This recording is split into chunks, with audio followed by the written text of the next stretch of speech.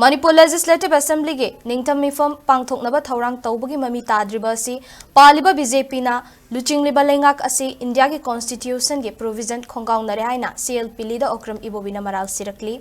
ngasi BT rota leiba Congress Bahavanda pangthokiba paugi meepham da wafam asi CLP lida Okram Ibobi na phongdokibani paugi meepham aduda MPCC ge President Kaisam Megachandra MLA K Ranjit, MLA TH Lokeshwar amadi Congress ke luchingba singsu sarukyakhi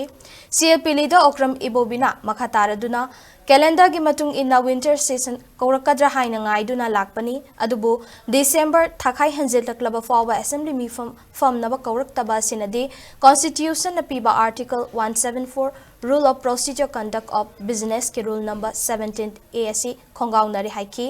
Ibobina hai rule gi matung inna hojiksu winter assembly session asi kaubagi ayaba leiramgani thajai chief minister na madugi khudong chaba loduna athubada session fam naba hotnahaningi hiramasi gi matangda Manipur gi governor assembly gi speaker amadi chief minister da memorandum pisinkre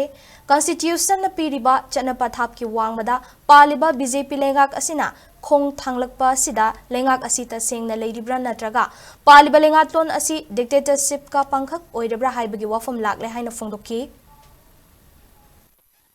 संविधान state पीरिबा तौफम थोकपा थबक मथौसिंग हाइबा तारे मसी अमत्ता इल्लगा चत्तबा तौरें तौनिंगबदा तौबा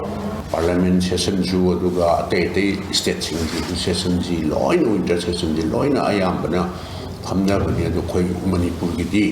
हमननबा सोमोनसु तौबिदे अदुगा हमननबगी prepare तौसु उदे calendar year दि लोइगदोरे अदुना मसी मणिपुर दा हुजिक लाइरिबा गवर्नमेंट से भारत की कॉन्स्टिट्यूशन पीरिबा प्रोविजन मयाम सिंगसे लोइना वायोलेट तौरे अखोय डेमोक्रेटिकली इलेक्टेड गवर्नमेंट से लाइरिब्रा लाइत्रब्रा मसी डेमोक्रेटिकली इलेक्टेड लाइत्रगदी डिक्टेटर की शासन तौदना तुम सथदना लाइरब्रा हाइबसे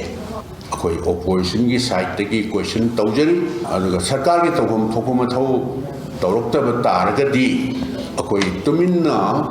साइलेंट स्पेक्टेटर दौना लेबदी अखोई दी लेबा यारोय